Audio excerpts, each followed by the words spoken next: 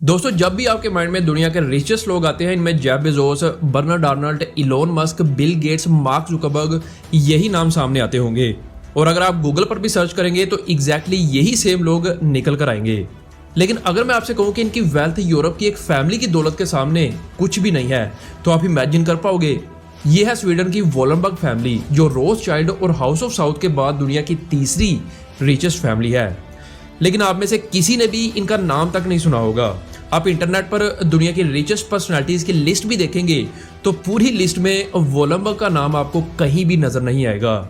वहीं एक रिपोर्ट के मुताबिक इस फैमिली की टोटल नेटवर्थ $800 बिलियन से भी कहीं ज्यादा है। ये इतना पैसा है कि Elon Musk, Jeff Bezos, bill Gates, Mark Zuckerberg, India के मुकेश अंबानी, गौतम अडानी की टोटल दौलत को कंबाइन भी कर ले, तब भी ये वोलनबर्ग फैमिली का मुकाबला नहीं कर सकते। ये पूरे यूरोप के बैंकिंग सिस्टम 70 से 80% वहाँ की इंडस्ट्री, ब्यूरोक्रेट्स, यहाँ तक के पॉलिटिशियंस को भी कंट्रोल करते हैं। 1970s में पूरे स्वीडिश इंडस्ट्रीज के 40% एम्प्लॉइज इनके अंडर काम करते थे। इसके अलावा स्टॉकहोम स्टॉक मार्केट का 50% हिस्सा सिर्फ ये वोलनबर्ग फैमिली कंट्रोल करती है। आम लफ्जों में अगर मैं बताऊं तो ये खानदान इतना पावरफुल है कि ये पूरे यूरोप को सिर्फ चंद सेकंड्स में घुटनों तक ला सकता है। वोलनबर्ग फैमिली के किसी भी मेंबर का कहीं कोई भी जिक्र ना आपको टीवी पर, ना न्यूज में, ना ही इंटरनेट पर मिलेगा। असल में इस फैमिली का कोई भी मेंबर ये नहीं चाहता कि वोलनबर्ग्स दुनिया की नजरों में आए। अगर आप इनका मोटो भी देखेंगे, जो कि इसे नॉन विदेरी है, जिसका इंग्लिश में मतलब है to be not to be seen, यानी करो लेकिन नजरों में आए बगैर। लेकिन यहाँ पर सवाल ये उठता है कि आखिर क्यों, क्या रीजन है इसके पीछे और कैसे ये पूरे यूरोप को कंट्रोल करते हैं। आइए जानते हैं वोलनबर्ग फैमिली की पूरी हिस्ट्री आज की इस छोटी सी वीडियो में।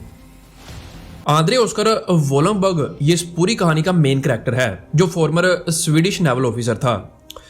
1837 में जब यूएस में इकोनॉमिक क्राइसिस आया, जिसे द पैनिक ऑफ 1837 कहा जाता है, तो उस वक्त आंद्रे ऑस्कर अमेरिका में ही मौजूद था।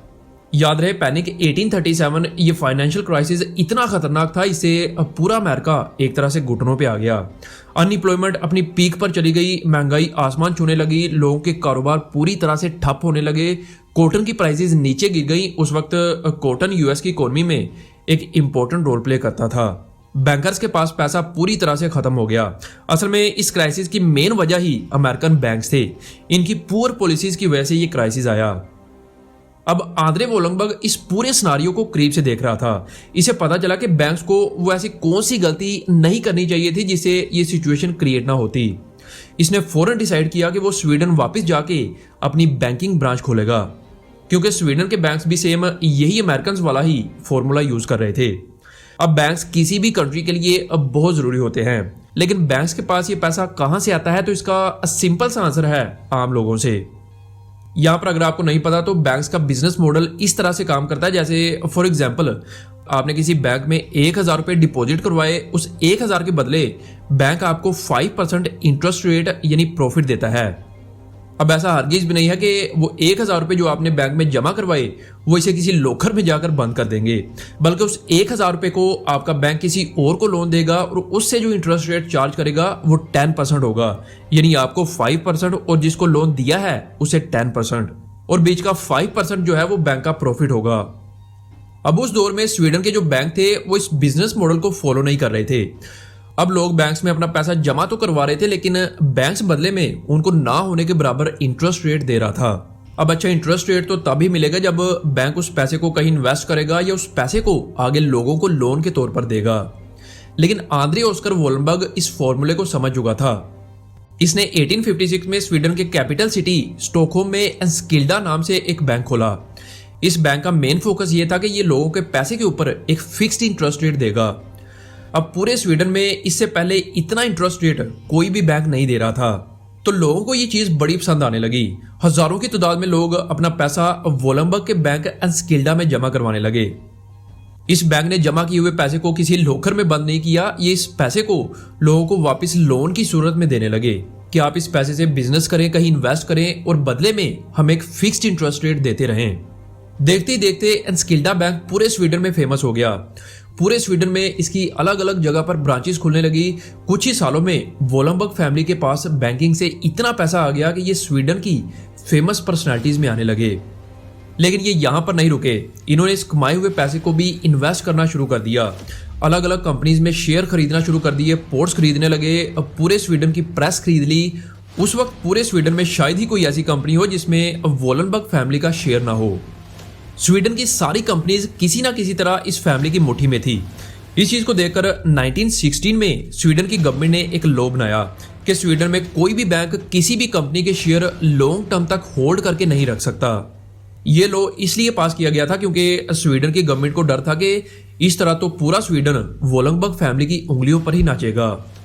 लेकिन वही वोलनबर्ग्स रुकने वाले नहीं थे। इन्होंने क्या किया कि इन्होंने इन्वेस्टर एबी के नाम से एक कंपनी खोली, बैंकिंग सिस्टम को सेपरेट कर दिया और इनके जितने भी शेयर थे अलग अलग कंपनीज में, वो सारे शेयर इन्वेस्टर एबी कंपनी को ट्रांसफर कर दिए।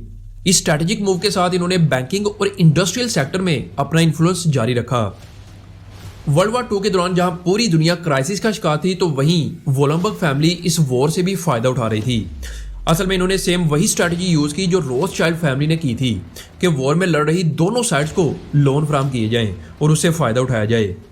वर्ल्ड वॉर 2 जहां अलाइज और एक्सिस पावर के दरमियान लड़ी जा रही थी, अब वोलनबर्ग फैमिली एक तरफ अमेरिका के पास गई और भारी लोन उन्हें देना शुरू कर दिए। वहीं दूसरी तरफ वो जर्मनी के पास गए और उनकी सारी वेपन्स बनाने वाली कंपनीज को खरीद लिया ताकि इनके पास वेपन्स की सप्लाई ना रुके।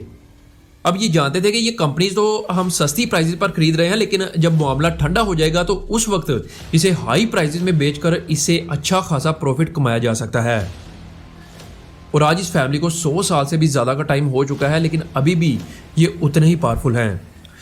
असल में वोलनबर्ग फैमिली का प्लान ये है कि वो इस प्रॉफिट के फ्लो को बरकरार रखें, इसकी आने वाली जनरेशन्स भी इन्हीं स्ट्रैटेजी का यूज़ करते हुए प्रॉफिट कमाती रहे। इसकी एक ये भी वजह है कि इनकी ये टोटल वेल्थ कुछ स्पेसिफिक लोगों में डिवाइड नहीं है, बल्कि ये सारा पैसा एक फैमिली फाउंडेशन में जमा होता है और वोलनबर्ग खानदान में हर शख्स का एक इम्पोर्टेंट रोल है। और आज इनका अंपायर मल्टीपल इंडस्ट्रीज जिसमें बैंकिंग, फार्मास्यूटिकल्स, ऑटोमेशन, टेलीकम्युनिकेशन जैसे बड़े बड़े सेक्टर्स में फैला हुआ है।